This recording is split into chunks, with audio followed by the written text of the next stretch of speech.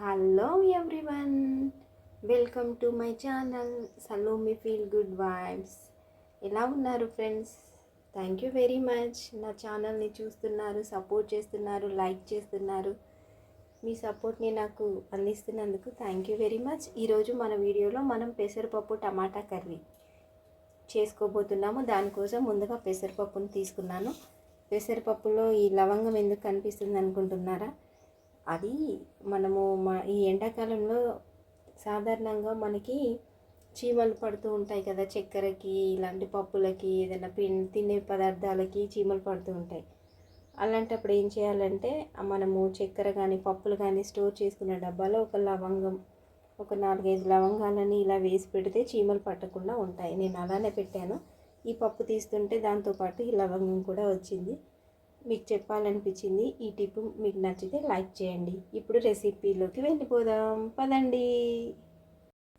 చూడండి, టమాటా పప్పు పెసరపప్పు చేసుకోవడానికి నేను ముందుగానే 1 గ్లాస్ పెసరపప్పుని లైట్గా వేయించుకొని ఇదిగోండి నానబెట్టుకొని పెట్టుకున్నాను.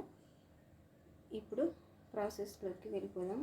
ఆల్రెడీ ఇక్కడ స్టవ్ వెలిగించాను, ప్యాన్ వేడెక్కుతుంది. దీంట్లో మనము తాలింపు దినుసులు వేసేసుకున్నాము. చూడండి, కొన్ని వెల్లుల్లి రెబ్బలు, అలానే ఒక ఎండుమిర్చి, కొద్దిగా ఆవాలు, జీలకర్ర వేసాను. ఇవి ఫ్రై అయిన తర్వాత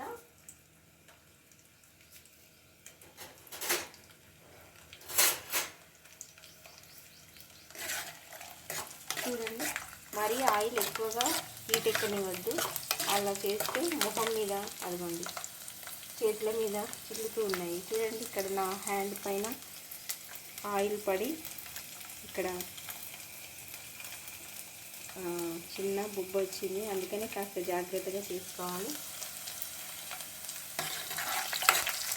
ఈ స్టేజ్లో మనం కొద్దిగా కరివేపాకు,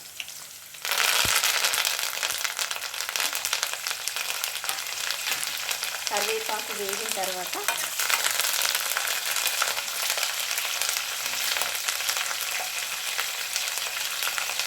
ఉల్లిగడ్డలు,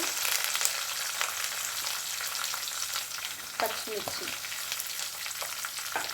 వేసేసి కలిపేద్దాం. దీంట్లోనే కొంచెం సాల్ట్ యాడ్ చేస్తే ఉల్లిగడ్డ ముక్కలు తొందరగా మగ్గుతాయి. 1 స్పూన్ సాల్ట్, పప్పులో మొత్తం వేసుకునే సాల్ట్ ఇక్కడే వేసుకున్నాను. ఇది కాస్త ఉడికిన తర్వాత మళ్ళీ వద్దాం.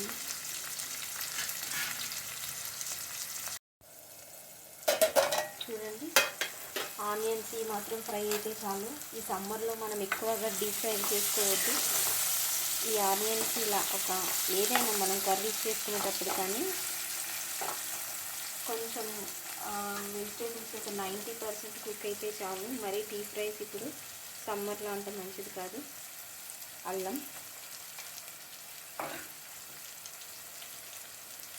పసుపు వేసి కలుపుకున్నాను. పెసరపప్పు చలువ చేస్తుంది ఎండాకాలంలో తింటే. దీన్ని చింతపులుసు వేసుకొని కూడా వండుకోవచ్చు. కానీ ఈరోజు మనం టొమాటో పెసరపప్పు చేస్తున్నాము. ఇప్పుడు డైరెక్ట్గా పప్పు యాడ్ చేస్తున్నాము. నీళ్ళు తీసేసి పప్పు యాడ్ చేసేసుకుంటున్నాము.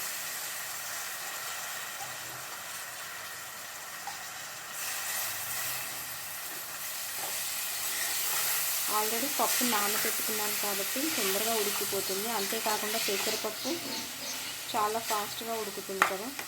ఓకే, ఒక 1 మినిట్ తర్వాత ఈ పెసరపప్పు ఆయిల్లో ఫ్రై అయిన తర్వాత ఒక 1 మినిట్ తర్వాత మనం టమాటాలు యాడ్ చేద్దాం. పప్పు ఉడికిందో చూద్దాం. చూడండి, పప్పు కాస్త ఆయిల్లో ఫ్రై అయిపోయింది. ఇప్పుడు మనం టొమాటోలు యాడ్ చేసేద్దాం. ఒక 5 మినిట్స్ తర్వాత టొమాటో ఉడికిపోతుంది. ఆ తర్వాత కారం యాడ్ చేసేద్దాం. టమాటా ఉడికిందో చూద్దాం.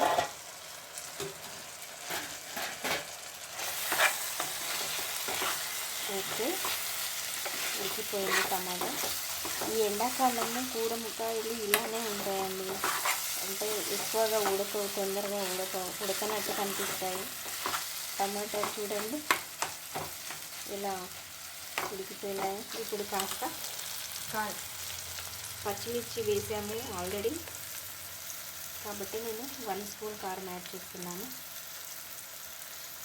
ఇంకొంచెం ఎంత. ఇప్పుడు మనకి కావాల్సిన కన్సిస్టెన్సీలో వాటర్ వేసుకోవాలి.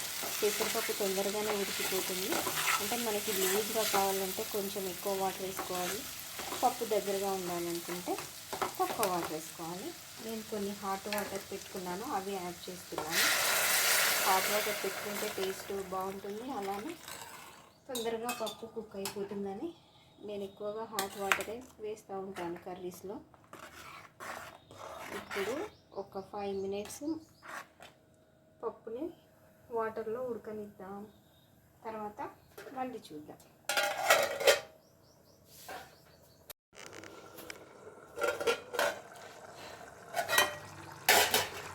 చూడండి పప్పు దగ్గర పడింది. ఈ కన్సిస్టెన్సీలో ఉంటే సరిపోతుంది. చల్లారిన తర్వాత ఇంకొంచెం దగ్గరకు అవుతుంది, కాబట్టి ఈ స్టేజ్లోనే మనము గరం మసాలా యాడ్ చేస్తున్నాము. గరం మసాలా యాడ్ చేసి ఒక 1 మినిట్ ఉడకనిద్దాము, తర్వాత స్టవ్ ఆఫ్ చేద్దాం.